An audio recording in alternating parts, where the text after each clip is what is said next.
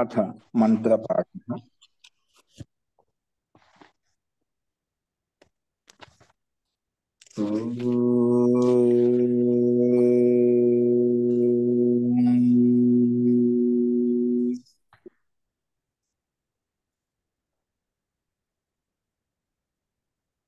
सहनाववतु सहनौ भुनक्तु सह वीर्यं करवावहै तेजस्विनावधीतमस्तु मा विद्विषावहै। ओम शांति शांति शांति।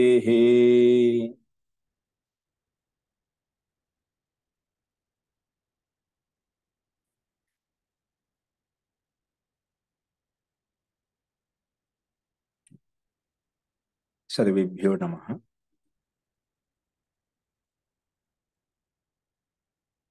మనము ఛాందోగ్యోపనిషత్తులో 5వ అధ్యాయంలో అంటే 5వ ప్రపాఠకంలో 2వ ఖండం చూస్తున్నాము. ఆ 2వ ఖండంలో ప్రాణశక్తికి రక్షణ కలిగించేది అన్నము జలం అని చెప్పుకున్నాము. ప్రాణ రక్షణ కొరకు అన్నము జలము అత్యంత ఆవశ్యకం అని చెప్పుకున్నాం. ఎవరైతే అత్యంత ఆవశ్యకమైనటువంటి అన్నతత్వాన్ని జలతత్వాన్ని తెలుసుకొని ప్రాణ విద్య ద్వారా ప్రాణ విద్య నిమిత్తం చేసుకుని ఉపాసన చేసినట్లయితే నిర్బలి వ్యక్తి అంటే సమర్థవంతుడు అవుతాడు. శ్రద్ధాహీనమైనటువంటి వ్యక్తి కూడా జీవనంలో ప్రభు భక్తి వైపు వెళ్ళగలుగుతాడు. అటువంటి శక్తి సామర్థ్యం అట్లా ఉత్పన్నమవుతాయి అనే అంశాన్ని మనం చూసాం. ప్రాణతత్వం అనేది అత్యంత ముఖ్యమైనది, అత్యంత శ్రేష్టమైనది. మనలో ఒక గతిని ఒక ఊర్జాతో యుక్తం చేసేటువంటిది అని చెప్పి మనకు నిన్న ఈ 3 మంత్రాల ద్వారా చూసాము. ఇంకా ఇక్కడ ఒక ప్రయోగం చెప్తున్నారు. ఈరోజు చెప్పేటటువంటి అంశంలో ఇదే భాగంలోనే మనం ఒక మహాంతమైనటువంటి స్థితిని పొందాలి అంటే, జీవనంలో ఒక ఉన్నతమైన స్థితిని పొందాలి అంటే ఒక ప్రయోగం చూపించాలి. ఏం చేయాలి, ఎలా చేయాలి అనేది ఒక ప్రక్రియ. మనం కూడా ప్రయోగం చేయొచ్చు, ప్రయత్నం చేయొచ్చు, దాంట్లో తప్పులేదు. చూడండి, ఈరోజు చెప్పేటువంటి పాఠంలో ప్రయోగం అంటే 4వ మంత్రం చూడండి. ఇక్కడ అథ కింద ఇచ్చారు చూడు. అథ యది మహత్ జిగమిషేద్ అమావాస్యాయాం దీక్షిత్వా పౌర్ణమాస్యాం రాత్రౌ సర్వౌషధస్య మంథం దది మథునోః ఉపమథ్య జ్యేష్ఠాయ శ్రేష్ఠాయ స్వాహ ఇతి అగ్నౌ ఆజ్యస్య హుత్వా మంథే సంపాతం అవనయేత్. ఇక్కడ మనకు స్పష్టంగా ఇచ్చారు. అథ ఏది ఒకవేళ మహత్ అంటే మహాన్ వ్యక్తి తయారు కావాలి, మహాన్ జీవితంలో ఉన్నత స్థితిని పొందాలని అనుకుంటున్నావు అంటే మహత్. జిగమిషేత్ అంటే అలా కోరుకుంటున్నావు, ఇష్టపడుతున్నావు అనుకోండి. ఏం చేయాలంటే నువ్వు అమావాస్యాయాం దీక్షిత్వ, అమావాస్య పూర్తి అంధకారం ఉంటుంది కదా, అమావాస్య రోజు మొత్తం అంధకారంగా ఉంటుంది, ఏమి కనిపించదన్నమాట. అటువంటి సందర్భం, అటువంటి ఆ రోజు దీక్ష తీసుకొని, ఒక సంకల్పం తీసుకొని పౌర్ణమాస్యాం రాత్రి, మళ్ళీ ఇప్పుడు అమావాస్య రాత్రి ప్రారంభించామంటే సంకల్పం తీసుకొని దీక్ష తీసుకుని నెక్స్ట్ పౌర్ణిమ వస్తుంది కదా, పూర్ణిమ ప్రకాశం స్థితి ఏదైతే ఉంటుందో ఆ రోజు వరకు అంటే కంటిన్యూగా. ఎందుకంటే అక్కడ ఒక్కొక్క స్థితికి ఒక్కొక్క మెట్టు ఎక్కుతూ వెళ్తామంట, ప్రకాశం వైపు వెళ్తామన్నమాట. అలాగే మన స్థితి కూడా ఉన్నతం వైపు వెళ్తుందన్నమాట. అంధకారంలో ఉన్నాం, ఇప్పుడు ఈ స్థితి నుంచి ఒక్కొక్క మెట్టు 15 రోజుల వరకు ఒక్కొక్క కళ పెంచుకుంటూ వెళ్తేసరికి పూర్ణిమ రోజు పూర్ణిమ ప్రకాశం కలుగుతుందన్నమాట.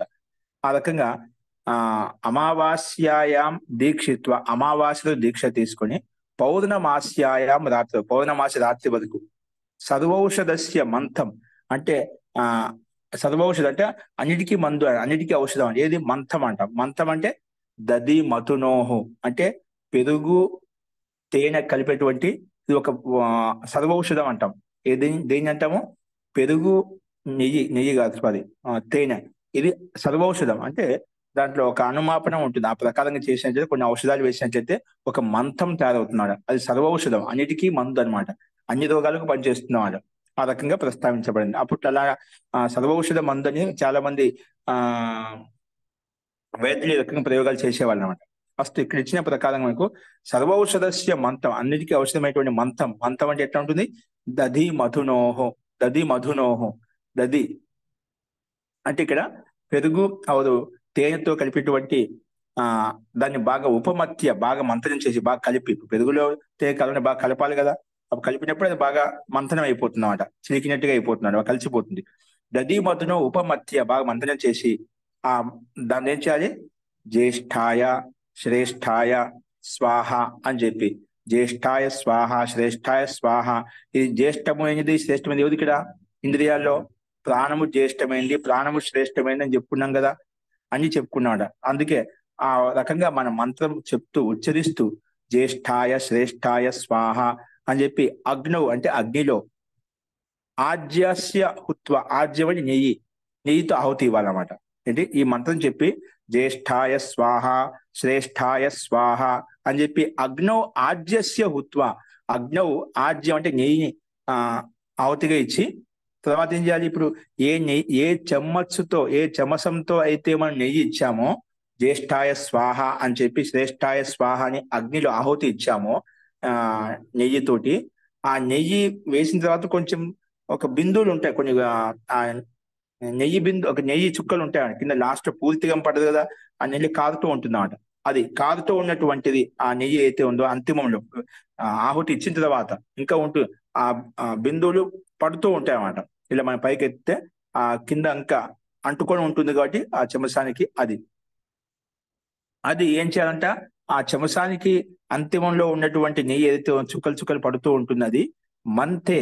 మంతే అంటే ఏం చెప్పి, మంతం అంటే ఏంటి ఇక్కడ? మంతం అంటే పెరుగుతో తేనెతో కలిపి మంతం చేసిందని మంతం, మంతం అంటామట. ఆ మంతంలో, ఆ తయారు చేసిన ఔషధంలో ఏం చేయాల? మంతే అంటే మంతంలో, అంటే పెరుగు తేనె కలిసిన మంతంలో సంపతం అవనయేత్, సంపతం అవనయేత్ అంటే ఆ మంత్రంలో సంపతం అంటే కింద పడుతున్నట్టు, సంపాతం, సంపాతం అంటే కింద పడుతున్నటువంటి, అనేది కింద పడుతూ ఉంటుంది, చుక్కలు చుక్కలు పడుతూ ఉంటుంది కదా, దాంట్లో అంతిమ అంటుకొని ఉంటుంది కదా, సంపాతం అవనయేత్. ఆ కింద పడుతున్నటువంటి దాన్ని ఆ మంత్రంలో వేయాలంట. కింద పడుతున్న దాన్ని ఎక్కడ వేయాలంట? ఆ మంత్రంలో వేయాలి. ఆ మంత్రం సర్వౌషధం తయారు చేసుకున్నాం కదా, అక్కడ వేయాలి. సంపాతం, ఆ పాతం అంటే పతగతవు, కింద పడుతున్నటువంటి నెయ్యి ఏదైతే ఉందో అవ నెయ్యి అక్కడ మంత్రంలో వేయాలి. ఆ సుక్కలే, ఎక్కువ కాదు, మళ్ళీ ఇలా వేయాలి. ఇది ప్రక్రియ చేశాం. ఎవరు చేయాలి? ఎవరైతే మహాన్ వ్యక్తి కావాలనుకునే వ్యక్తి ఏం చేయాలంటే అమావాస్య రోజు దీక్ష తీసుకుని పౌర్ణమాస రాత్రి వరకు ఆ సర్వౌషధం తయారు చేసుకుని, ఏదైతే ఉన్న మంత్రం అని చెప్పి, సర్వౌషధం అన్నిటికీ ఔషధమైనటువంటి మంత్రాన్ని తయారు చేసుకుని, అది ఎలా? దధి మతునో ఉపమత్య, దధి మత్తుతో తయారు చేసిన ఉపమత్యం బాగా మంత్రం చేసుకుని జ్యేష్ఠాయ శ్రేష్ఠాయ స్వాహ అని చెప్పి ముందుగా అగ్ని ఆహుతి ఇచ్చేసి, ఆ అగ్ని ఆహుతి ఇచ్చిన తర్వాత ఆ చెమసానికి ఉన్నటువంటి చుక్కలు ఏవైతే ఉన్నాయో, నెయ్యి చుక్కలు ఏవైతే ఉన్నాయో ఆ చుక్కలను ఆ మంత్రంలో అంటించాలన్నమాట. మంత్రం దాంట్లో వేయాలి. లేదా ఆ మంత్రం దగ్గర తీసుకున్నప్పుడు ఆ మంత్రంలో పడుతున్నమాట చిన్న చుక్కలు ఏవైతే ఉన్నాయో. సంపాతం కింద పడుతుందని అవనయ్యే దాంట్లో ఆ మంత్రంలో వేయాలి. అంటే దది నెయ్యిలో వేయాలి, సారీ దది తేనెలో వేయాలి అని చెప్పి ఈ రకంగా ఒక ప్రక్రియ చెప్పబడింది అన్నమాట. తర్వాత ఏం చేయాలి? ఇప్పుడు ఇంతలో ప్రక్రియ తెలిసింది కదా. దీక్ష తీసుకున్న అమావాస్య రోజు చూడు, జీవితంలో ఎవరైతే ఉన్నతి కావాలనుకుంటే, ఐశ్వర్యం కావాలనుకుంటారో, మనోకామన సిద్ధింప చేసుకోవాలనుకుంటారో, సకల ఆ అన్ని రకాల మనకు ఏ విధంగా కావాలనుకుంటున్నారు జీవితంలో, ఆ రకంగా ఐశ్వర్యము కలగాలనుకుంటే ఆ రకమైన ఐశ్వర్యం కొరకు, ఐశ్వర్యం అంటే కేవలం ధనం ఒకటే కాదు, ఐశ్వర్యం మనం ఏ రకమైనటువంటి స్థితిని కోరుకుంటే అదంతా ఐశ్వర్యమే అనమాట. మనకి ఎలా కావాలంటే అలా ఉండటం ఐశ్వర్యం అంట. ఐశ్వర్యవంతంగా ఉండడం అంటే అన్ని రకాలుగా సానుకూల్యంగా ఉంటామంట. ఈ రకంగా ప్రక్రియ చేయాలని చెప్పి చెప్తున్నామట. చూడండి ఒకసారి. అబ్బు ఏది వహు మహత్వకో ప్రాప్తు హోనా చాహే, ఎవరైనా మహత్వాన్ని పొందాలనుకుంటున్నారో ఉసి అమావాస్యకో, అమావాస్య రోజు దీక్షిత్ హోక, దీక్ష తీసుకొని పూర్ణిమాకి రాత్రికో సర్వౌషధికే దది, అన్నిటికీ ఔషధమైన దది ఔర్ మధు సంబంధి మంత్రని కదా, ఆ రెండింటిని బాగా మంత్రం చేసి జ్యేష్ఠాయ శ్రేష్ఠాయ స్వాహ అని చెప్పి అగ్నిలో ఆహుతి ఇవ్వాలి. మంత్ర పద ఉస్కా అవశేష డాలనా చెయ్యి. ఆ మిగిలిన తర్వాత వేసిన తర్వాత ఆ మిగిలినటువంటి నెయ్యి చుక్కలు ఏవైతే ఉన్నాయో అవి ఆ మంత్రం మీద వేయాలి అని చెప్పి చెప్తున్నాం. ఇది ఇంతకు ఒక స్టెప్ వేశాం. నెక్స్ట్ స్టెప్ ఏంటి? ఇప్పుడు మనకు జ్యేష్ఠాయ శ్రేష్ఠాయ స్వాహ ఇంకా ఉన్నాయి, వశిష్ఠాయ స్వాహ అని చెప్పి మళ్ళీ నెక్స్ట్ ఏం చేయాలంట, ఇప్పుడు జ్యేష్ఠాయ స్వాహ శ్రేష్ఠాయ స్వాహ 2 ఆవతులు ఇచ్చేసాం.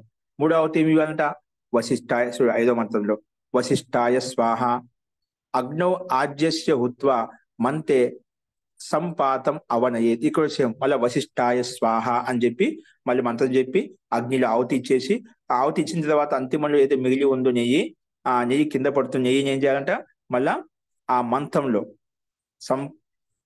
సంపతం అవనేది ఆ మంత్రంలో మళ్ళీ వేయాలన్నమాట. ఇప్పుడు 3 ఆవతులు ఇచ్చేసాము. ఆ 3 ఆవతులు ఇచ్చినప్పుడు అంతిమంలో మిగిలినటువంటి అవశిష్టమైన నెయ్యిని మనం ఆ మంత్రంలో వేసాం. అక్కడ అగ్నిలో 3 ఆవతులు ఇచ్చాం, ఇక్కడ కూడా మిగిలినటువంటి అంశాన్ని ఆ నెయ్యిని ఇక్కడ మంత్రంలో కూడా ఔషధంలో కూడా వేసాం అనమాట. తర్వాత ఏం చేయాలి, వశిష్ఠాయ అయిపోయింది. నెక్స్ట్ ప్రతిష్ఠాయ స్వాహ. ఇవన్నీ ఏంటివి మనం ముందు చెప్పుకున్నాం. ముందు ఒక్కొక్క నిధేయం వచ్చేసి నేను వశిష్ఠుణ్ణి, నేను ప్రతిష్ఠాను, నేను జ్యేష్ఠుణ్ణి, నేను శ్రేష్ఠుని చెప్పుకునే కదా.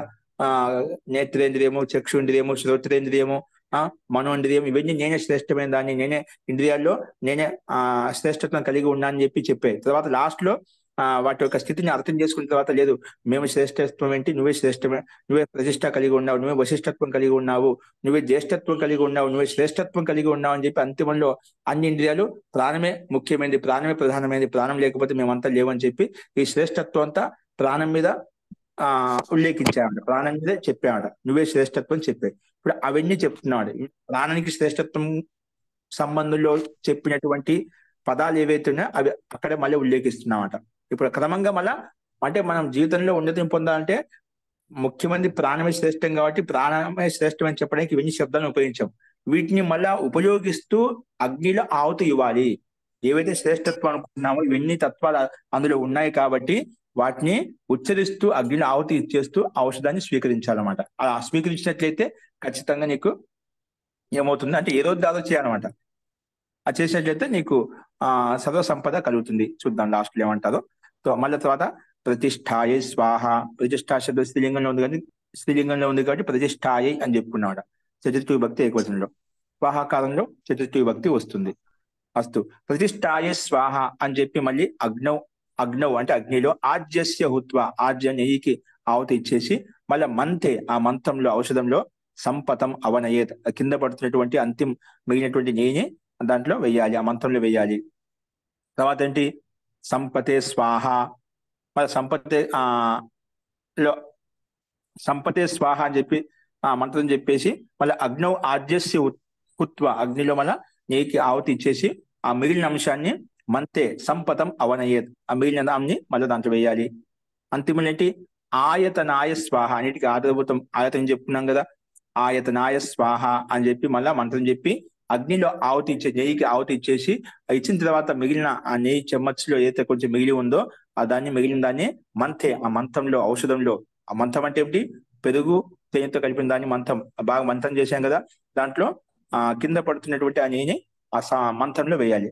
మంతే సంపాతం అని కింద పడుతున్నటువంటి నెయ్యిని అవనే దాంట్లో వేయాలి, మంత్రంలో వేయాలి అని చెప్పి ఈ 5వ మంత్రం ప్రస్తావించబడింది. అది ఈ రకంగా మొత్తం వచ్చేసాయి.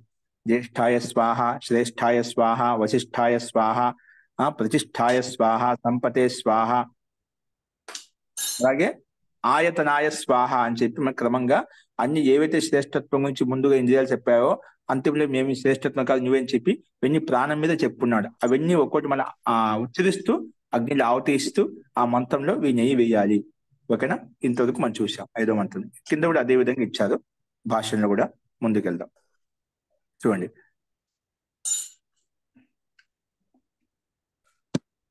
అత ఇదంతా చేశాం కదా, మొత్తం అన్ని రకాలుగా మనం ఏవైతే ప్రాణాన్ని శ్రేష్టత్వం గురించి చెప్పేటువంటి మంత్రాలు ఏవైతే మొత్తం చెప్పుకున్నాం. తర్వాత ఏం చేయాలంటే అది చెప్తున్నది ఇక్కడ.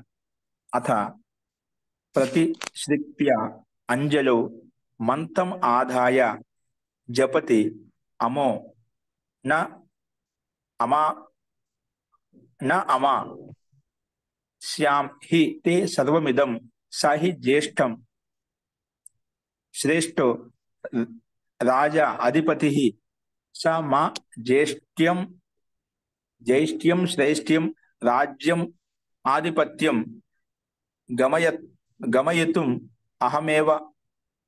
అహం ఏవ ఇదం సర్వం అసాని ఇతి. అహమేవ ఇదం సర్వం అసాని ఇతి. ఇక్కడ మళ్ళీ ఏమంటున్నా అంటే ప్రతిశిప్య అథ ప్రతిశిప్య అంజలౌ. అంజలు అంటే అంజలి చేతిలో. మంథం అంటే మంథనం తీసుకొని, అంటే మంత ఔషధం తీసుకొని, ఆదాయ జపతి అమహనామ. జపతి అమహనామ. ఇక్కడ జపతి అమో నామ అస్య. అమో నామ అమో నామ అసి. ఇక్కడ పైన జపతి అమో నామ అసి మాహి తే సర్వమిదం. మాహి అమాహి తే సర్వమిదం. మా కాదు, అమాహి తే సర్వమిదం. సాహి జ్యేష్ఠ శ్రేష్ఠ రాజా అధిపతి. సహ మా జ్యేష్ఠ్యం శ్రేష్ఠ్యం రాజ్యం ఆధిపత్యం గమయితుం అహం ఏవ ఇదం సర్వం. అహం ఏవ ఇదం సర్వం అసాని. అహం ఏవ ఇదం సర్వం అసాని అంటే తర్వాత ఏం చెప్తున్నాడు, ఇంతవరకు మనం అన్నిటికీ ఆహుతి ఇచ్చిన తర్వాత మిగిలిన అంశాన్ని మంత్రంలో వేసిన తర్వాత, ఔషధంలో వేసిన తర్వాత ఏం చేయాలంటే ప్రతిశ్రిప్య అంటే అత ప్రతిశ్రిప్య అంటే అగ్నికి దగ్గరికి వచ్చేసి, అగ్ని ఎక్కడైతే ఉందో అగ్నికుండం దగ్గరికి, అగ్ని ప్రజ్వలిస్తుంది అగ్ని దగ్గరికి వచ్చేసి ప్రతిశ్రిప్య అగ్నికి సమీపంగా వచ్చేసి అంజలో. అంజలి అంటే చేతిలో, మన 2 అంజలిలు ఉంటాయి కదా, ఆ అంజలిలో చేతిలో మంతం ఆదాయ మంతం తీసుకోవాలి. మంతం చేసి మనం తయారు చేసుకున్నాం కదా మనం పెరుగు తేనెతోటి, దాంట్లో మళ్ళా ఒక్కొక్క చుక్క మనం ఆహుతి ఇచ్చామన్నమాట. ప్రాణానికి శ్రేష్టత్వాన్ని కలిగించే మంత్రాలు చెప్పి ఆహుతి ఇచ్చాం కదా, అది కొంచెం చేతులు తీసుకోవాలి, అంజలిలో తీసుకోవాలి. తీసుకొని ఏం చేయాలంట, జపం చేయాలంట. అంజలి తీసుకొని మనం జపం చేయాలి. ఏం చేయాలంటే మనం పైన ముందు చెప్పినటువంటి మనం ఏ రకంగా ఐశ్వర్యాన్ని పొందాలనుకుంటున్నామో దాన్ని మనసులో భావిస్తూ ఆ పరమాత్మ యొక్క జపానుష్ఠానం చేయాలన్నమాట. అందుకే ఆ మంత్రాన్ని తీసుకొని మంత్రం ఆదాయ జపతి అంటే ఈ రకం జపం చేయాలి. ఏం చేయాలంటే అమహ, నువ్వు ఆ మంత్రాన్ని శక్తిలో పెట్టుకుని నువ్వు సర్వవ్యాపకుడివి. అమహ అంటే అందరికి సమీపంగా ఉంటూ, అందరికి అంతటా వ్యాపించి ఉంటూ, అందరికి రక్షణ కల్పించేటువంటి వాడవు. అందుకే ఈ రకంగా అమహ నామాను అంటే అందరికీ శక్తిని సామర్థ్యాన్ని బలాన్ని ఇచ్చేటువంటి వాడవు, అందరికీ సర్వైశ్వర్యాన్ని ప్రదానం చేసేటువంటి వాడవు, సర్వవ్యాపకుడివి నువ్వే అని చెప్పి ఇక్కడ ఆ రకంగా చెప్తూ ఉచ్చరిస్తూ, అంటే ఈ రకంగా ప్రార్థిస్తూ అమహ నామ అసి. నువ్వు అమహ అంటే ఇక తాత్పర్యము అన్నిటికీ ఆధారభూతుడు నువ్వే, అన్నిటికీ సర్వవ్యాపకుడు నువ్వే అనే భావంతో అమహ అని చెప్పి చెప్పుకున్నాం. అమహ శబ్దంతో ఇక్కడ ప్రస్తావించుకున్నాం. అమహ నామ అసి అమా తే సర్వమిదం. అమ అంటే ఇక్కడ నీ దగ్గర, నీ సమీపంలో అన్ని నీటిలోనే ఉన్నాయి, అన్ని నీతోనే యుక్తమవునాయి. సమస్త బ్రహ్మాండం పిండమంతో నీతిన వ్యాపించి, నీతిని సృష్టించబడి, నీతో నిర్మించబడింది.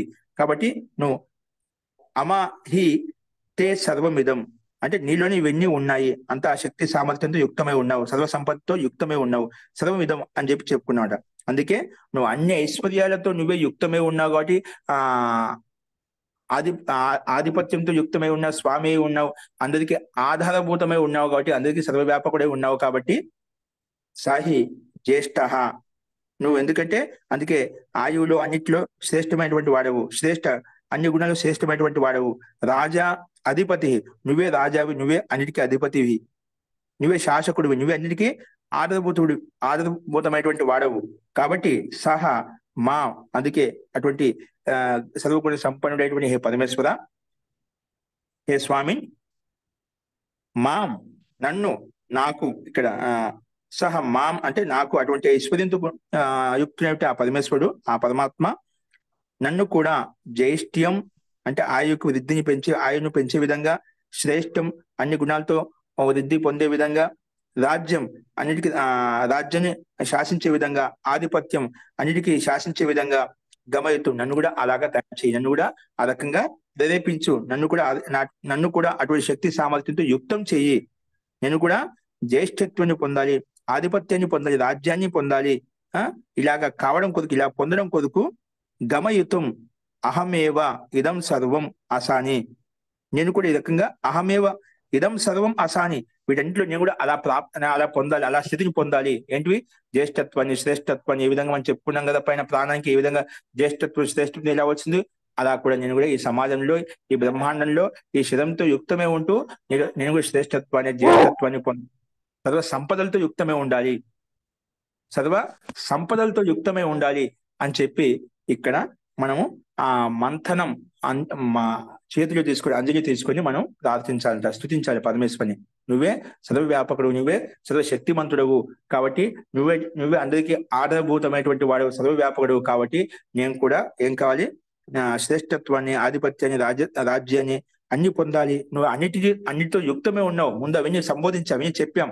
అవి కూడా నేను కూడా అలా కావాలి, నాకు అటువంటి శక్తి సామర్థ్యం ప్రసాదించు. ఏ శక్తిని అంటే జ్యేష్ఠ్యం, శ్రేష్ఠ్యం, రాజ్యం, ఆధిపత్యం గమయిత్వం, అలా నేను పొందడం కొరకు అహమేవ ఇదం సర్వం అసాని, ఇవన్నీ నేను అలా కావాలి, విశేషమైన గుణాలతో యుక్తం కావాలి. ఇది ఈ రకంగా మంత్రం జపించాలంట. మంత్రం ఏ రకంగా జపించాలి? నేను ఐశ్వర్యవంతుని కావాలి, బలవంతుని కావాలి, శక్తివంతుని కావాలి. నువ్వు ఏ రకం కావాలనుకుంటున్నావో ఆ రకమైన శక్తిని మనం అంజలిలో ఆ మంత్రం తీసుకొని, ఆ ఔషధం తీసుకొని ప్రార్థించాలి.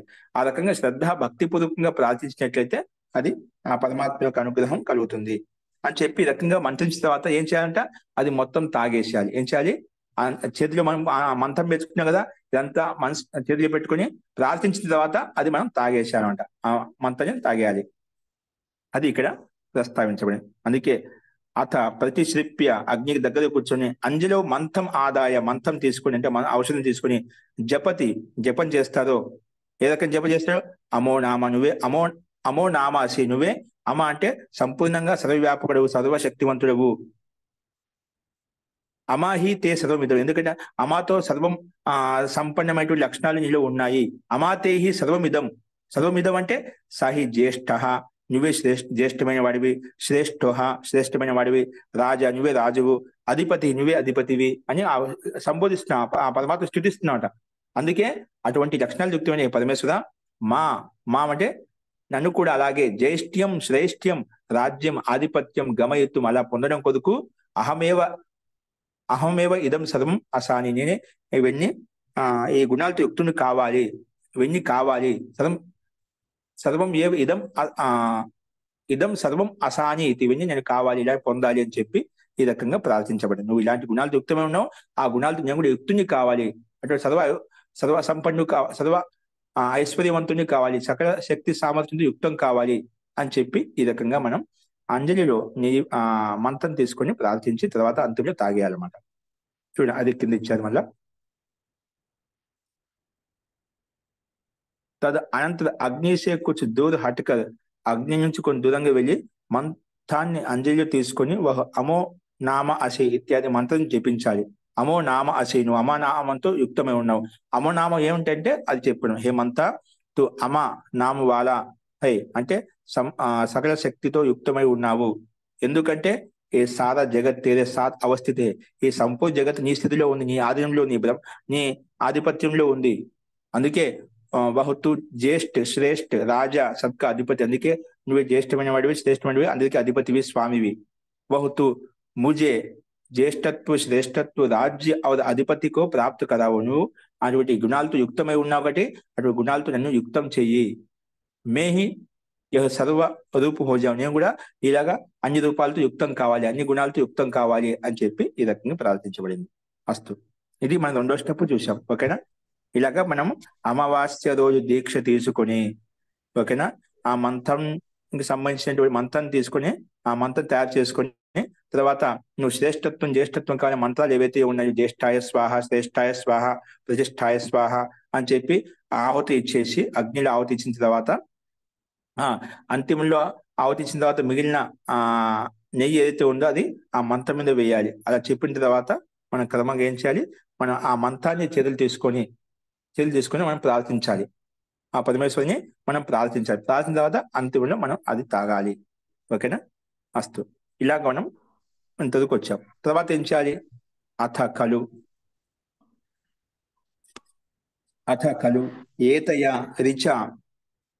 ఏతయా రిచ పచ్చ ఆచమతి అంటే ఒక్కొక్క పాదపదం క్రమంగా ఆచమతి తత్ తత్సవితుః వృణీమహే తత్సవితుః వృణీమహే ఇతి ఆచమతి. వయం దేవస్య భోజనం ఇతి ఆచమతి. శ్రేష్టం సర్వధాతమం ఇతి ఆచమతి. తుదం భగస్య ధీమహి ఇతి సర్వం పిబతి. అంటే ఇక్కడ ఏమంటున్నా అంటే అథ ఖలు ఏతయా రిచ పచ్చ ఆచమతి తత్సవితుః వృణీమహే ఇతి ఆచమతి. వయం దేవస్య భోజనం ఇతి ఆచమతి. శ్రేష్టం సర్వధాతమం ఇతి ఆచమతి. తురం భగస్య ధీమహి ఇతి సర్వం పిబతి. ఈ రకంగా అని చెప్పిన తర్వాత మొత్తం తాగేస్తారన్నమాట. అందుకే నిర్నిజ్యం కంసం చమసం వా పశ్చాత్ అగ్నేః సంవిశతి చర్మణి వా స్థండిలే వా వాచం యమో అప్రసాహః స యది స్త్రియం పశ్యేత్ సమృద్ధిం కర్మ ఇతి విద్యాత్. కర్మేతి విద్య, కర్మ ప్లస్ ఇది కర్మేతి అయిపోయింది అన్నమాట. కర్మేతి విద్యాత్. ఈ రకంగా అంతిమ అంశం చెప్పబడింది. అంటే ఈ రకంగా తాగిన తర్వాత మళ్ళీ ఆ యజ్ఞానుష్ఠాన కర్మ చేసినటువంటి పాత్రలు ఏవైతే ఉన్నాయో అవన్నీ మనం తర్వాత పక్కన పెట్టేసి పడుకుంటే కళలో ఎవరైతే స్త్రీ దర్శనం కలుగుతుందో వారికి సర్వైశ్వర్యం కలుగుతుంది అంట. చూద్దాం క్రమంగా చూడండి. అథ ఖలు ఏతయ రిచ, ఈ రకంగా రిచ చెప్పుకున్నాం కదా, జ్యేష్ఠాయ శ్రేష్ఠాయ ఒక మంత్రం చెప్పుకుంటూ వచ్చామంట. ఓకేనా? అంత ఆహుతి ఇచ్చుకుంటూ అగ్ని ఆహుతి ఇస్తూ మంత్రం చేస్తూ జపానుష్ఠానం చేస్తూ వస్తున్నాం. ఇలా చేసిన తర్వాత అథ ఖలు ఏతయా రిచ, ఈ రిచ ద్వారా పచ్చ అంటే ఒక్కొక్క పాదాన్ని క్రమంగా తీసుకుంటూ వచ్చామట. ఇప్పుడు మనం ప్రారంభం జ్యేష్ఠాయ శ్రేష్ఠాయ ప్రతిష్ఠాయ అని చెప్పుకుంటూ వచ్చాం క్రమంగా. అలాగా పచ్చ అంటే ఒక్కొక్క పాదం చేత క్రమపూర్వకంగా ఆచమనం చేసుకుంటూ వచ్చామట. ఓకేనా? ఆచమనం చేసుకుంటూ వచ్చామంటే చెప్పడం, ఆ మంత్రం చెప్పడము, ఆహుతికి మిగిలిన అంశాన్ని ఆ మంత్రంలో వేయడము, అది మన చేతులు తీసుకుని మనం జపానుష్ఠానం చేయడం, జపానుష్ఠానం చేసి దాన్ని తాగేసడం అనమాట. అలా క్రమంగా తీసుకోవాలన్నమాట. ఒక్కొక్క మంత్రం చెప్పడము, అగ్నిలో ఆహుతి ఇవ్వడము, ఆహుతి ఇచ్చిన తర్వాత ఏం చేయాలి మనం, మిగిలిన అంశాన్ని ఆహుతి ఇచ్చేటప్పుడు ఆ నెయ్యిని మంత్రం మీద వేస్తాం. తర్వాత ఆ మంత్రాన్ని చేతులు తీసుకుని మళ్ళీ జపానుష్ఠానం చేసి, హే పరమేశ్వర, నువ్వు ఏం కావాలనుకుంటున్నావు, నువ్వు ఇటువంటి అన్ని శ్రేష్ఠమైన గుణాలతో యుక్తమే ఉన్నావు, అది శ్రేష్ఠమైన గుణాలతో యుక్తుని కావాలి, ఐశ్వర్యవంతుని కావాలి అని చెప్పి ప్రార్థించడం. అలా క్రమంగా అన్ని చేయాలన్నమాట.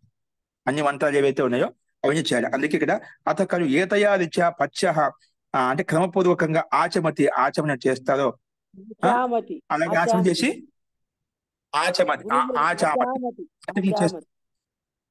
ఆచామతి అని చెప్పి అది తాగేస్తాడు. ఆచమనం చేసి అంటే తాగడం అన్నమాట ఇక్కడ.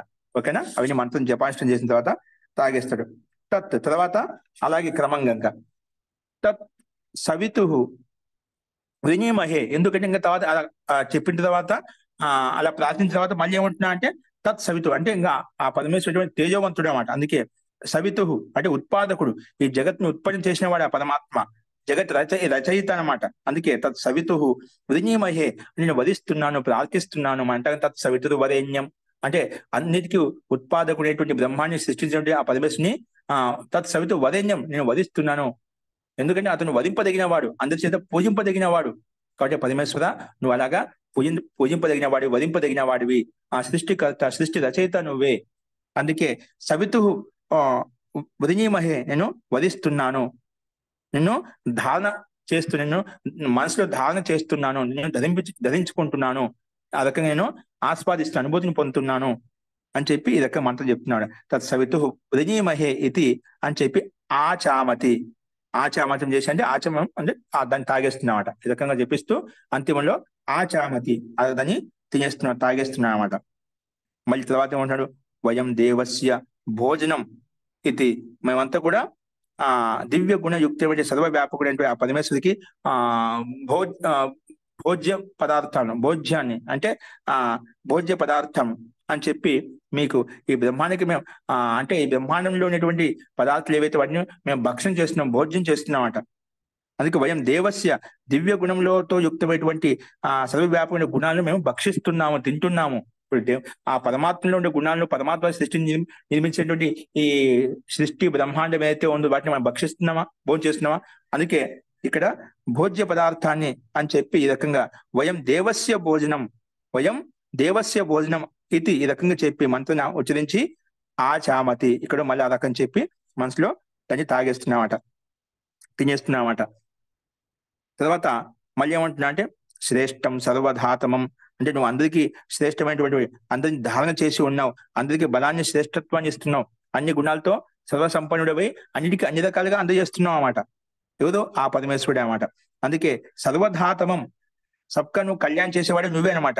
అందుకే శ్రేష్టం, అందరికీ కళ్యాణ్ చేసేటువంటి ఉత్తమోత్తమైన స్థితి సామర్థ్యం నీలోనే ఉంది. అందుకే సర్వధాతమం, అందుకే అందరికి శ్రేష్టత్వాన్ని కలిగించడానికి శ్రేష్టమైన వాడివి అని చెప్పి మళ్ళీ ఆచామతి ఆ రకంగా చెప్తూ ఇక్కడ మళ్ళీ దాన్ని తాగేస్తున్నాడు, తినేస్తున్నామట. మళ్ళీ ఏమంటున్నాడు? తురం, తురం అంటే వెంటనే శీఘ్రంగా, అంటే అత్యంత తేజోవంతుడు ప్రకాశవంతుడు అన్నమాట. తురం అంటే గతిశీలుడు అయినటువంటి ఆ పరమేశ్వరుడు, అత్యంత గతిశీలమైనటువంటి గతియుక్తమైనటువంటి వాడు ఆ పరమేశ్వరుడు. తురం భగస్య ధీమహి, అందుకే నువ్వు అత్యంత తేజోవంతమైనటువంటి గతిశీలమైనటువంటివి ఐశ్వర్యవంతుడు. భగం అంటే ఐశ్వర్యవంతుడు. మనం భర్గో దేవస్య ధీమహి, భగ శబ్దం, భర్గ శబ్దం వచ్చింది అన్నమాట. భగ శబ్దం ధాతు చెందిన భర్గ శబ్దం తయారైంది అన్నమాట ఇక్కడ. కాకపోతే ఇక్కడ ఐశ్వర్యార్థంలో ఆ భగ, భగస్య అంటే అన్నిటికీ ఐశ్వర్యాలకు స్వామి నువ్వే కాబట్టి అటువంటి స్వామిని ఐశ్వర్యంతో యుక్తమై ఉన్నావు కాబట్టి నేను ధీమహి, నేను ధ్యానిస్తున్నాను, నేను ప్రార్థిస్తున్నాను, నేను అత్యంత శీఘ్రంగా గతిశీలైనటువంటి తేజస్వరూపుడైనటువంటి ఐశ్వర్యవంతుడి కాబట్టి నేను ఈ రకంగా ధీమహి, భగస్య ధీమహి, నీ ఐశ్వర్యం నేను ధ్యానిస్తున్నాను, ప్రార్థిస్తున్నాను. ఇది ఆ రకంగా చెప్పి సర్వం అన్నిటినీ పిబట్టి, అంటే ఆ రకంగా అన్ని క్రమంగా చెప్పుకుంటూ ఆ మంత్రాన్ని తాగుతాడు అనమాట. అంటే ముందు ఇక్కడ ఏ ఏ గుణాలు ఆ పరమేశ్వరంలో ఉన్న వాటిని అన్నింటినీ ఉచ్చరిస్తూ, వాటిని ఉల్లేఖిస్తూ, వాటిని ఇలా నువ్వు శక్తివంతుడివి, ఆ శక్తి నాకు ప్రసాదించాలి, ఇలా నువ్వు గుణవంతుడివి, ఆ గుణం నాకు ప్రసాదించాలి, ఇలాగా సర్వైశ్వర్యవంతుడివి, ఆ సర్వైశ్వర్యం నాకు కలగాలి, తేజోవంతుడి ఆ తేజవస్సు ఆ ప్రకాశం నాకు కలగాలి, అలా ప్రతిదీ క్రమపూర్వకంగా అలా ప్రార్థిస్తూ దాన్ని స్థుతిస్తూ ఆ స్థితిని మనం ప్రార్థిస్తూ నాకు అలా కలగాలి. అందుకే ధీమహి, నేను దాన చేస్తున్నాను, ధ్యానిస్తున్నాను, ప్రార్థిస్తున్నాను, హే పరమేశ్వర అటువంటి గుణాలు శక్తి సామర్థ్యం నాలో ఉత్పన్నం చేయనాలో శీఘ్రంగా ఆ ప్రకాశం నాలో కలగజేయి. అందుకే సర్వం పిబతి రకంగా చెప్పి మొత్తం తాగేస్తాను అన్నమాట. ఓకేనా? అందుకే తురం భగస్య, వెంటనే నాకు ఇవన్నీ కూడా కలగచేయి, వెంటనే నాకు స్థుతింప చేయి, ధ్యానింప చేయి అని చెప్పి ఇక్కడ సర్వం పిబతి మొత్తం ఆ మంత్రాన్ని తాగేస్తాడు అనమాట. అడికి అయిపోయిందన్నమాట, వీడికి ప్రక్రియ అయిపోయిందన్నమాట. మొత్తం తాగేసాడు కదా అని క్రమంగా ప్రార్థిస్తూ ఏం కావాలని కోరుకుంటూ మొత్తం మంత్రాన్ని తాగేసాడనమాట. క్రమంగా మంత్రాలను ఉచ్చరిస్తూ ఆ రకంగా ప్రార్థిస్తూ జపానుష్ఠానం చేస్తూ ఆ పరమేశ్వరులో గుణాలను ఉల్లేఖిస్తూ ఆ గుణాలు నాలో రావాలి, నేను కూడా ఆ రకంగా భుజించాలి, భోగం చేయాలి, అనుభూతిని పొందాలి అనే సకల సామర్థ్యం పొందాలని చెప్పి ఆ మొత్తం మంత్రాన్ని తాగేశాడు. ఈ రకంగా ఉంటే మొత్తం సర్వ ఐశ్వర్యం కలుగుతుంది అన్నమాట. ఓకే, ఈ రకంగా ప్రక్రియ మనం ఎంతవరకు చేయాలి? ఇది ఆ అమావాస్య రోజు రాత్రి ప్రారంభించుకొని పూర్ణిమాకి రాత్రి వరకు మనం అలా క్రమంగా చేయాలి ప్రక్రియ. అలా చేసిన తర్వాత అంత ప్రక్రియ అనుష్ఠానం అయిపోయింది అన్నమాట. అప్పుడు లాస్ట్ ఏం చేయాలంటే నిర్నిజ్య. నిర్నిజ్య అంటే మొత్తం అవన్నీ పాత్రలు ఏవైతే ఉన్నాయో, ఆ యజ్ఞ పాత్రలు ఏవైతే ఉన్నాయో అవన్నీ మొత్తం అన్ని పక్కన పెట్టేస్తామంట. నిర్నిజ్య అన్ని వాటిని స్వచ్ఛం చేసి కంసం చమసం వా, కింద మంత్రం ఇచ్చాడు, నిర్నిజ్య కంసం చమసం వా పశ్చాత్ అగ్నేహి సంవిశతి చర్మనివా స్థండిలేవా వాచం యమో ప్రసాహ అప్రసాహ స యది స్త్రియం పశ్యేత్. ఒక స్త్రీని చూసినట్లయితే సమృద్ధిం కర్మ ఇది విద్యాత్, అంటే ఆ కర్మ ఫలించిందని భావించు కదా, దాంట్లో ఏం లేదు. నీ కర్మ ఫలించింది ఎలా తెలుస్తుంది నీకు? ఇప్పుడు ఈ రకంగా అమావాస్య రాత్రికి మొదలుపెట్టి పూర్ణిమాక రాత్రి వరకు నువ్వు కర్మ చేస్తూ వచ్చి రకంగా ప్రతిరోజు ఈ రకంగా అనుష్ఠానం చేస్తూ వస్తున్నావు, ప్రతిరోజు చేస్తున్నావు. అలా చేసిన తర్వాత ఏం కర్మ అంటారా? స్వప్నంలో పడుకున్న తర్వాత స్త్రీ కనిపించాలంట. చూడండి ఇక్కడ అన్ని స్వచ్ఛం చేసి కంస పాత్రం అంటే ఒక కాసేకి పాత్ర తీసుకొని చెమసంవా, ఆ చెమసలో పశ్చాత్ అంటే ఆ పశ్చిమ దిశ వైపు అగ్నికి సంవిశతి, అంటే ఈ రకంగా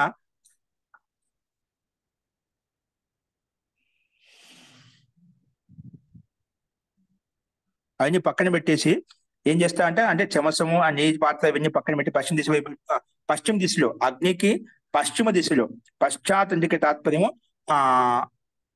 పశ్చిమ దిశ వైపు అగ్నికి పశ్చిమ దిశ వైపు సంవిశతి అంటే నిద్రపోతున్నా అంటే పడుకున్నా అనమాట.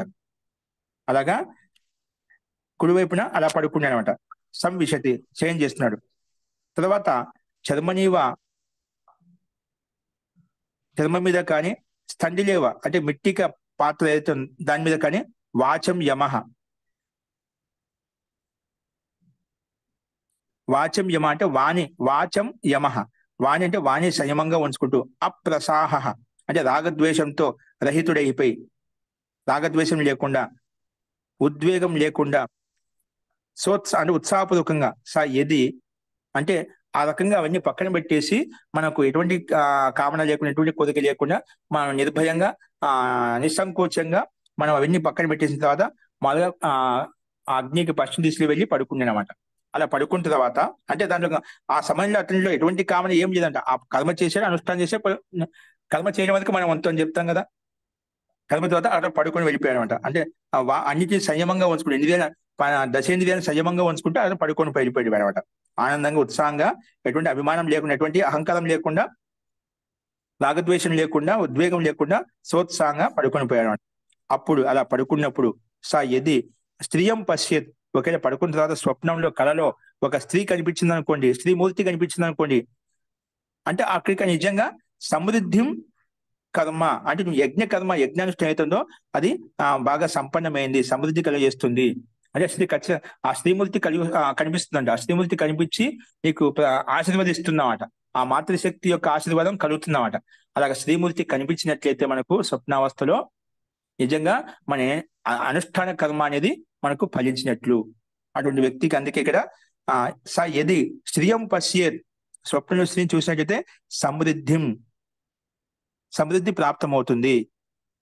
సమృద్ధిం కర్మ అంటే యజ్ఞక్రియ ద్వారా ఆ సమృద్ధి కలుగుతుందన్నమాట. ఐసా ఇది విద్య. ఈ రకంగా నువ్వు అర్థం చేసుకోవాలి. అలా కనిపించిందంటే ఖచ్చితంగా ఆ స్థితి ఉత్పన్నమవుతుంది, దాని సందేహం లేదు అని చెప్పి స్పష్టంగా ఇక్కడ చెప్పబడింది అన్నమాట. కాబట్టి స్త్రీ కనిపించినట్లయితే ఆ కర్మానుష్ఠానం ఫలించింది. సమృద్ధిం కర్మ ఇది నువ్వు చేసిన కర్మ అనేది ఏంటి, అది ఫలించింది అని అర్థం చేసుకో. విద్య రకంగా అర్థం చేసుకో. అంటే నువ్వు చేసిన అనుష్ఠానం ఫలించింది, ఖచ్చితంగా దానికి యొక్క ఫలప్రాప్తి ఉంటుంది అని కింద ఇచ్చాడు. తద్ ఏష శ్లోక యదా కర్మసు కామ్యేషు స్త్రియం స్వప్నేషు పశ్యతి. ఇలాగా తదేష శ్లోక యదా కర్మసు కామ్యేషు స్త్రియం స్వప్నేషు పశ్యంతి సమృద్ధిం తత్ర జానీయాత్ అస్మిన్ స్వప్న నిదర్శనే తస్మిన్ స్వప్న నిదర్శనే అని చెప్పి ఇక్కడ ఈ రకంగా ప్రస్తావించబడింది. అంటే ఏష శ్లోక, ఈ విషయంలో ఈ శ్లోకం ఏం చెప్తుందంటే పద్యమైన ఉక్తిని చెప్తున్నాడు. ఎలాగంటే యదా కర్మసు కామ్యసు అంటే కర్మలు అంటే కామ్య కర్మలు ఏవైతే ఇప్పుడు మనం ఏదో కామనతో మనం కర్మ చేసి అనుష్ఠానం చేశాం కదా. కాబట్టి కర్మసు కామ్యసు కామనాయుక్తితో యుక్తమైన కర్మలు ఏమేమి చేశామో వాటి ద్వారా ఆ అనుష్ఠానం పూర్తయిన తర్వాత స్త్రీయం స్వప్నేషు పశ్యతి, ఆ స్త్రీని స్వప్నావస్థలో చూస్తాడో అంటే స్వప్నంలో కళలో కనిపిస్తుందో, స్త్రీమూర్తి కనిపిస్తుందో, సమృద్ధి తత్ర జాని అక్కడ సమృద్ధి కలిగిందని చెప్పి అర్థం చేసుకో. తస్మిన్ స్వప్న నిదర్శనే అంటే ఆ స్వప్న చూసినప్పుడు మాత్రమే, అలా కనిపించినప్పుడే మాత్రమే ఇది ఫలించినట్టు అర్థం చేసుకోవాలి. తస్మిన్ స్వప్న నిదర్శన ఇక్కడ 2 సార్లు ఇచ్చాడు. ఆ సమృద్ధిం జానీయాత్ తస్మిన్ స్వప్న నిదర్శనే అని చెప్పి 2 సార్లు ఇది ఖండానికి సమాప్తిక ద్యోతకం. కాబట్టి అలాగా నువ్వు కామ్య కర్మలు చేసినప్పుడు అనుష్ఠాన కర్మలు అయిపోయిన తర్వాత అన్ని పక్కన పెట్టేసి అగ్నికి పశ్చిమ దిశల వైపు అలా పడుకున్నట్లయితే, అన్ని రాగద్వేషం లేకుండా అక్కడ పడుకున్నట్లయితే ఆ స్వప్నావస్థలో నీకు శ్రీమూర్తి కనిపించినట్లయితే, స్త్రీ యొక్క స్థితి కనిపించినట్లయితే ఆ యజ్ఞం సంపన్నమైనట్లు, సమృద్ధి ఐశ్వర్యం ఐశ్వర్య సిద్ధి కలిగినట్లు, ఐశ్వర్య ప్రాప్తి కలిగినట్లుగా భావించాలని చెప్పి ఈ రకంగా స్పష్టంగా అంతిమ రూపంలో ప్రస్తావించబడింది. అందుకే ఈ విషయంలో ఈ శ్లోకం కూడా మనకు అభిష్ట కార్యాల యొక్క సమయంలో స్వప్న అంటే అభిష్ట కార్యాలకు చేసిన కర్మ ఏదైతే ఉందో ఆ కర్మ చేసిన తర్వాత స్వప్నంలో స్త్రీ రూపాన్ని, మాతృశక్తిని చూసినట్లయితే మనం ఏం అర్థం చేసుకుంటే మాతృశక్తి యొక్క ఆశీర్వాదం మనకు లభించింది, ఫలించింది అని అటువంటి వ్యక్తికి సమృద్ధి అనేది ఖచ్చితంగా కలుగుతుంది. కానీ ఎప్పుడు అలాగే స్వప్నావస్థలో శ్రీమూర్తి యొక్క స్వరూపాన్ని చూసినప్పుడు ఆ శక్తి మనకు లభిస్తుంది, ఆశీర్వాదం లభిస్తుంది, ఆ ఫల ప్రాప్తి లభిస్తుంది అని చెప్పి ఈ రకంగా ఒక ప్రయోగం అమావాస్య నుంచి మొదలుకొని పూర్ణిమ యొక్క రాత్రి వరకు, పూర్ణిమ వరకు ప్రక్రియ ఇలాగా అనుష్ఠానం చేస్తే అది సమృద్ధితో యుక్తుడవుతాడు, సర్వ సంపన్నుడు అవుతాడు అని చెప్పి ఇక్కడ స్పష్టంగా చెప్పబడింది. అంటే ఎవరైతే మహాన్ కావాలని మనం చెప్పుకున్నదా, మహాన్ వ్యక్తి అనుకుంటారో దృఢంగా సంకల్పం తీసుకొని ఈ రకంగా మనం కర్మానుష్ఠానం చేసినట్లయితే ఆ కర్మ యొక్క ఫలితం లభిస్తుంది. అతను కూడా మహాంతమైనటువంటి వ్యక్తి తయారు కావుతాడు. ఈ సమాజంలో ఉంటూ, ఈ బ్రహ్మాండంలో ఉంటూ కూడా ఈ జీవనంలో అతను ఐశ్వర్యవంతుడిగా, ప్రకాశవంతుడిగా, తేజవంతుడిగా అత్యంత అనుభవాన్ని, ఆనందానుభూతిని పొందుతాడనమాట. సకల భోగ సామాగ్రిని అన్ని కూడా అనుభవించగలుగుతాడు. ఆ శక్తి సామర్థ్యం అతనిలో ఉత్పన్నమవుతుంది అని చెప్పి ఈ రకంగా ప్రస్తావించబడింది. అందుకే ఈ రకంగా మనకు అర్థం చేసుకోవాలి. అందుకే ఇక్కడ ఒకసారి భాషను చూడండి. ఇది వహుయిస రిచాసే పాదశ ఉసు మంత్క భక్షణి కర్త. ఈ రకంగా క్రమంగా మంత్రానుష్ఠానం చేస్తూ ప్రార్థిస్తూ మొత్తాన్ని ఆ మంత్రం తాగేస్తాడు అనమాట. తాగేసిన తర్వాత తత్ సవితురు విరినీమహే, అందరికి ప్రేరకుడైనటువంటి, రక్షకుడైనటువంటి, ఉత్పాదకుడైనటువంటి ఆ పరమేశ్వరుని ఈ రకంగా స్తుతిస్తూ ప్రార్థిస్తూ దాన్ని భక్షణం చేస్తాడంట. ఆ మంత్రాన్ని తాగేస్తాడు, తినేస్తాడు అనమాట. మళ్ళీ వయం దేవస్య భోజనం, ఏమంతా ఆ దేవులకు యొక్క ఐశ్వర్యం నేను భుజిస్తున్నాను అంటే దేవుడికి భోజనమైనటువంటి అన్నిటికీ ఆధారభూతమైనటువంటి ఆ పరమేశ్వరు యొక్క తత్వాన్ని నేను భుజిస్తున్నానని చెప్పి ఆ మంత్రాన్ని తాగేస్తాడు అనమాట. అంటే అటువంటి స్థితి నాకు ఉత్పన్నం చెయ్యని చెప్పి తాగేస్తాడు. అలాగే శ్రేష్టం సర్వధాతమం అని చెప్పి అక్కడ భోజనం చేసేస్తాడు, అంటే ఆ మంత్రాన్ని తాగేస్తాడు. తుదం భగస్య ధీమహి అని చెప్పి చమ్మత్స్లో ఉన్నటువంటి దాన్ని మొత్తం కూడా అవశిష్ట భాగాన్ని కూడా ఆ మంత్రం లేపాన్ని కూడా మొత్తం తాగేస్తాడు, మిగిలినది కూడా మొత్తం తాగేస్తాడు అనమాట, తినేస్తాడు అనమాట. తత్పశ్చాత్ వహు అగ్నికే పీచే చర్మ అథవా స్థండిల్ పర్ వాణి కా సంయమ కర్. అంటే అగ్ని వెనక ఆ చర్మం మీద, స్థండిల మీద వాణి యొక్క సంయమంగా ఉంచుకొని అని పక్కన పెట్టేసి, దాన్ని పెట్టేసి ఎటువంటి అభిమానం లేకుండా, రాగద్వేషం లేకుండా, సంయమం కదా అభిభూతి నా హోతా హువా శయన్ కర్తా హై అంటే నిద్రపోతాడు అనమాట. అక్కడ ఆ సమయంలో ఒకవేళ స్వప్నంలో స్త్రీకో దేఖేతో సంజేకి కర్మ సమృద్ధి హోగయా. స్త్రీ కనిపించినట్లయితే అర్థం చేసుకోవాలి, అది కర్మ సమృద్ధమైంది, ఫలించింది. అందుకే ఈ విషయంలో ఈ శ్లోకం కూడా ప్రస్తావించబడింది. జిస్ సమయ కామ్య కర్మమే స్వప్నమే స్త్రీకో దేకే. కామ్య కర్మలు చేసేటప్పుడు మనం యజ్ఞయాగాలు మొత్తం కామ్యకర్మలే. కామ్యకర్మలు చేసేటప్పుడు, మన యజ్ఞయాగాలు చేసేటప్పుడు మన స్వప్నంలో స్త్రీ కనిపించినట్లయితే, స్త్రీమూర్తి కనిపించినట్లయితే అది ఖచ్చితంగా ఆ ఫలం సిద్ధించినట్లే. మనం ఏ అనుష్ఠానం చేసినా యజ్ఞానుష్ఠానం, ఎందుకంటే ఏదో కామనతోనే చేస్తామట.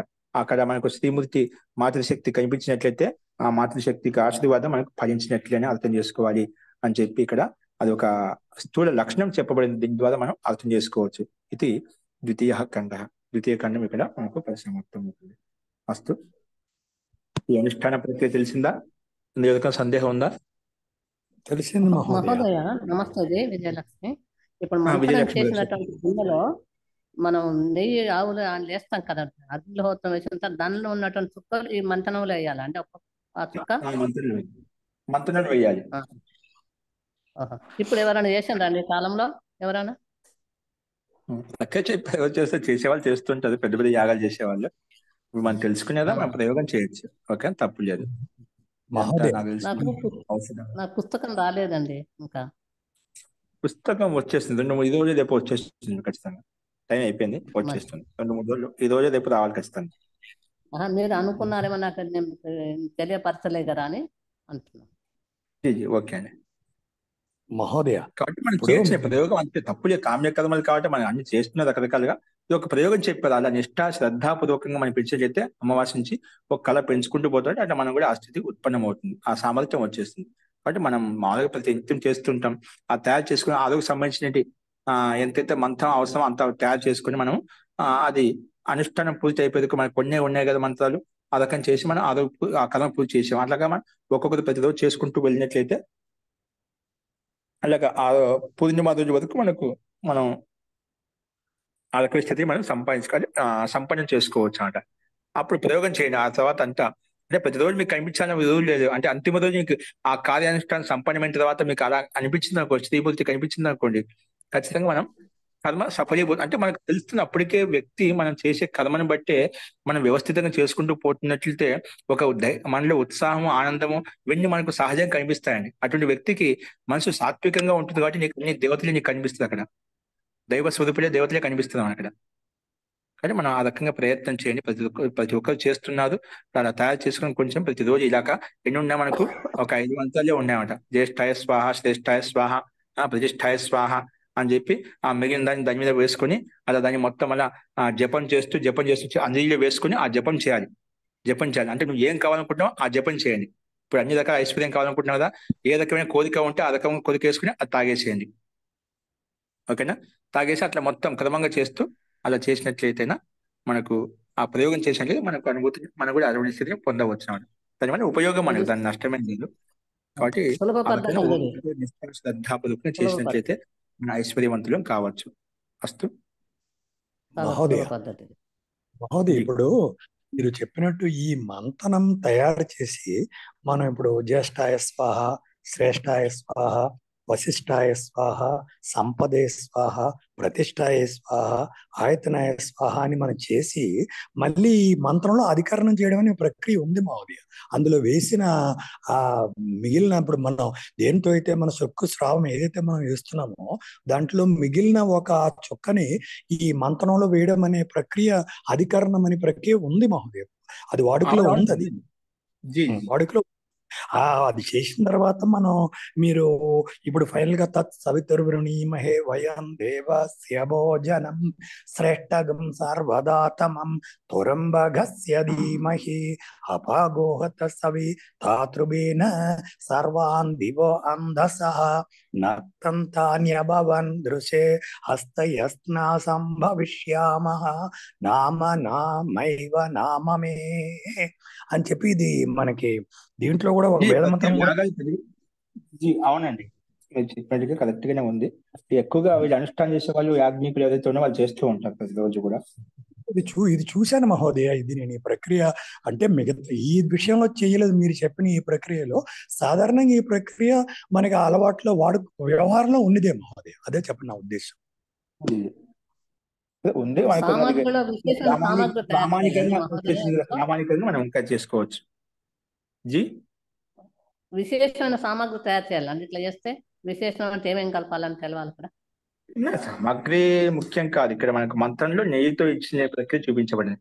సామాగ్రి ఏం లేదు. సామాగ్రి మంత్రమే మనం తయారు చేసుకుని సామాన్యంగా మనం వేసేటువంటి ఇప్పుడు మనకు ఔషధాలు ఋతు అనుకూలంగా ఏదైతే ఔషధం ఉంటుందో ఆ సామాగ్రి ఉంటే అది తీసుకుంటాం. ఋతు అనుకూలంగా సామాగ్రి అదే ఇస్తాము. అక్కడ మనకు అగ్నిలో ఆవుతి ఇచ్చేటప్పుడు ఇక్కడ మనకు అగ్నిలో ఆవుతిని కేవలం నెయ్యికి ఆవుతి ఇస్తున్నాం. ఆజ్యం ఒకటే, సామాగ్రి కాదు. ఆజ్యం ఒకటే, ఆజ్యస్య హుత్వ అని చెప్పాం కదా. అవునండి. అస్తు మహోదయ, దాని ప్రక్రియ బాగుంది మహోదయ. చాలా బాగా చెప్పారు మహోదయ. సంతోషం. నమస్తే మహోదయ. మరి ఇక్కడ సర్వ ఔషధి అంటే ఒక పిండి కూడా తీసుకోమన్నారండి. ఏంటండి? సర్వ ఔషధి తోటి పెరుగును తేనె కలపమన్నారు కదా. దాంతో ఒక పిండి ముద్దను కూడా కలపమంటున్నారు. పిండి ముద్దలో ఆ రెండు కలపమన్నట్టుగా చెబుతున్నారు. ఎవరు గాని మన ధాన్యాలు సర్వ ఔషధి కూడా ఇచ్చారు చూడండి ముందు. సర్వ ఔషధి అని నాకు అనుమానం అడుగుతున్నాను. సర్వ ఔషధి అంటే కింద ఒక వ్యాఖ్యానం ఏమిచ్చారంటే ఎవరు కానీ మినుములు కానీ పిండి ఏదైనా అనే భావం కూడా చెప్పారనమాట. ఈ మన గోపదేవ శాస్త్రి గారు రాసి ఇచ్చిన బుక్ లో సర్వ ఔషధము అంటే దశగ్రామ్యాని ధాన్యాన్ని భవంతి ఎగ్గు ఎవలు నువ్వులు మినుములు అణు యజ్ఞంలో వేయాలండి. అవి యజ్ఞంలో వేయాలి. యజ్ఞంలో మసూరులు కల్వులు అవి యజ్ఞంలో వేసి వానిని పిండి చేసి పెరుగు తేనెలతో మద్దించి నెయ్యి కలిపి ఆహుతి ఇవ్వాలి అని రాశారు వారు. పెరుగు తేనెలతో కలపాలి ఆ పిండి. చెప్పింది కూడా దాంట్లో కూడా ఇచ్చారు సర్వ ఔషధి అన్నమాట. మన ఆచార్య కూడా అదే చెప్పారు. సర్వౌషధి అని మన ఆచార్య గారు ముందు చెప్పారండి. మనం దాని మీద దాన్ని ఇంకా వీళ్ళు ప్రకాశం గారు వివరంగా చెప్పారండి. అది దాని ఏమి స్పష్టం చేశారు. అంటే సర్వౌషధి అంటేనే నవధాన్యాలండి. నవధాన్యాలు సర్వౌషధి అంటే నవధాన్యాలు అంటే ఎవలు గాని అది నవధాన్యాలు. సర్వౌషధి అంటే నవధాన్యాలు, నువ్వులు, ఎవలు, ఒడ్లు, మసూరులు, కలువులు, కలకులకం అని ఒక 10 రకాలు 10 రకాల ధాన్యాలు, దశగ్రామ్యాని ధాన్యాన్ని భవంతి అనమాట. అవన్నీ యవాహ, తిలామాష, అణుప్రియంగవహ, గోధుమాచ, మసూరాచ, కల్వాచ, కలకొలాచ, ఇవన్నీ శిష్టాంతది మంత్రం ఉంది మొత్తం ఇక్కడ. మొత్తం యజ్ఞంలో వేసి ఆహుతి చేయాలండి, పిండి కాదు. ఆ ప్రకాశం పిండి గారు కొంచెం క్లియర్గా చెప్తారు. ప్రకాశం గారు కొంత నాలెడ్జ్ ఉందండి. గోధుమలు అదే ఏదైనా పిండితోటి తేనె, అదే పెరుగు కలిపి దాంట్లో ఆ చుక్కలు కలపాలి. వల్ల ఆ తేనె చుక్కలు, నెయ్యి చుక్కలు కలిపి దాన్ని మనం ఆహుతికి ఇవ్వాలి, తీసుకోవాలి తర్వాత. అవునండి, అవును. బాగుంది, బాగా ఇచ్చారు. అంటే గురుగారు చెప్పారులే, చెబుతున్నా, నేను కూడా చెబుతున్నా. సర్వౌషధములు అది స్పష్టత అంటే దాన్ని మన సంకేత రూపంలో చెప్పాను. అది మా వివరణ రావాలి కాబట్టి ఓకే, మరి సందర్భాన్ని బట్టి చెప్పారు, మంచిది, ఉత్తమం. ఓకేనా, అవసరం దాంట్లో ఇంకా ఏమైనా విశేషత ఉంటే రేపు చెప్పుకుందాం అండి. ఓకేనా, బాగుందండి. ఈ ప్రక్రియ చేస్తే బాగుంటదండి. ధన్యవాదాలు. వేరే సార్ కూడా నేను చేస్తూ ఉంటే మనం ఏదో ఒక ఏదో కొండ ఎక్కాలంటే ఏదో కొంతవరకైనా వెళ్ళగలుగుతాం అన్నట్టు ఒక గమ్యస్థానం చెప్పుకోగలుగుతాం. ప్రయత్నం చేస్తూ ఉంటే మనకు మంచిది. అవును, వేరే వాళ్ళు కూడా చెప్పారు ఇట్లా చేస్తే బాగుంటుంది. ధన్యవాదాలు. మనకు ఒక ప్రామాణికంగా మనకు స్పష్టంగా ఉందన్నమాట. ఇలా చేస్తే ఇలా కలుగుతుంది. అది మనకు విశ్వాసం కలగాలి కదా, చాలా మందికి అది విశ్వాసం ఉండదు, నమ్మకం కలగాలి. ఓకే అండి, ధన్యవాదాలు. అస్తు, శాంతి పాఠ.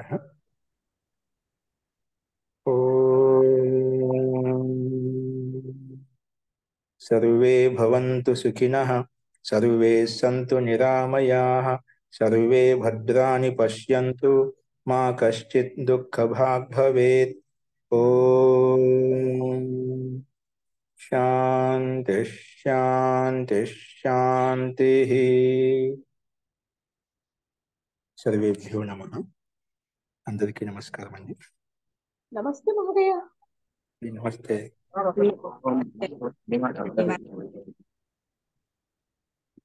నమస్తే మహోదయ.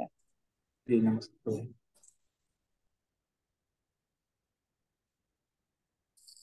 నమస్తే, ధన్యవాదాలు. నమస్తే మహోదయ.